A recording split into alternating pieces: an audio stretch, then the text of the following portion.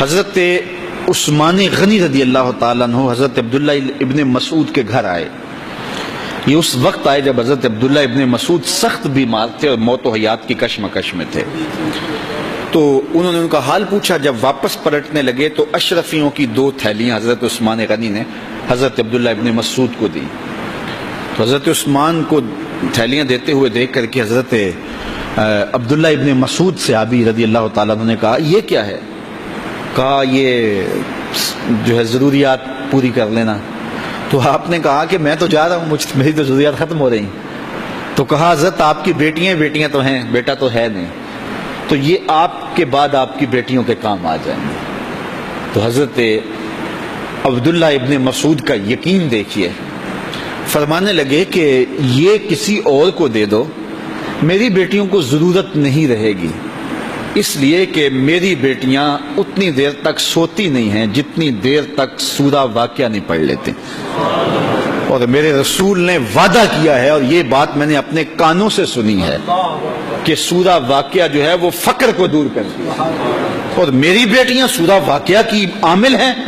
تو کہا کہ یہ پریشانی مجھے تو نہیں ہونی چاہیے کہ میرے بعد میری بیٹیوں کو رزق کہاں سے ملے گا جب ان کے پاس سورہ واقعہ موجود ہے. کہا یہ اٹھا لو اور جا کے اس کو دو جس کے پاس سورہ واقعہ نہیں ہے.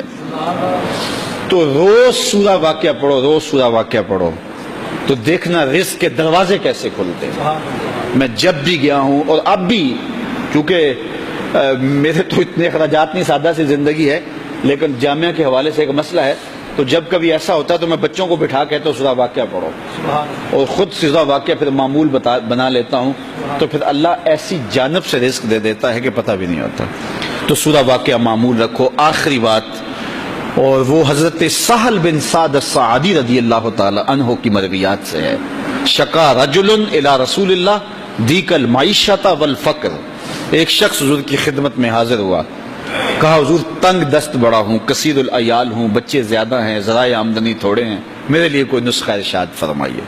تو آقا کریم نے اس کو کیا نسخہ دیا؟ یہ سب سے آسان نسخہ, اذا دخلت الدار فسلم علیہ. جب گھر جائے تو گھر والوں کو السلام علیکم کہا کرو.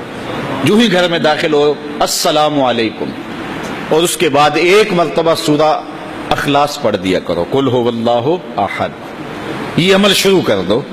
تو کہا یہ بالکل آسان وظیفہ ہے, گھر جاؤ السلام علیکم, اور اس کے بعد ایک مرتبہ سورہ اخلاص. اس عمل کو نہ چھوڑنا, بلکہ فرمایا کبھی ایسا ہو تو گھر جائے تو گھر میں کوئی بھی موجود نہ ہو, تو کہا عمل کو پھر بھی نہیں چھوڑنا. فسلم علیہ, کہا تو مجھے سلام کہتے نا. وہ اپنے نام لیواؤں کو تنہا چھوڑتے کب ہیں, جہاں ہم دم نہ ہو کوئی وہاں سرکار ہوتے. کہا کہ جب کوئی نہ ہو گھر میں تو کہا عمل نہیں چھوڑنا, پھر مجھے سلام کہنا, اور پھر ایک مرتبہ سورہ اخلاص پڑھ دینا. وہ صحابی کہتے ہیں میں نے عمل شروع کر دیا, گھر جاتا السلام علیکم, گھر والے بھی خوش, اور اس کے بعد سورہ اخلاص بیٹھنے سے پہلے پڑھ لیتا.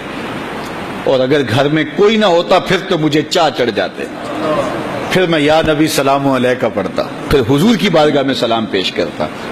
اور ملکاری نے اس پہ گفتگو کی ہے مرقات شرح مشکات کے اندر کہ آخر حضور کو سلام کیوں کہنا ہے.